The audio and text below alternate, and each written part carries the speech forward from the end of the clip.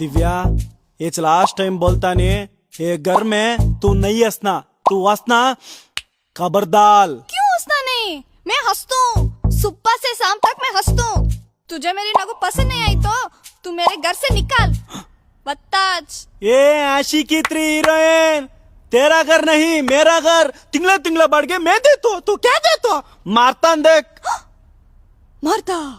मंजीज मारता? मार रे मार। तेरी मैं मारू तो तू गया।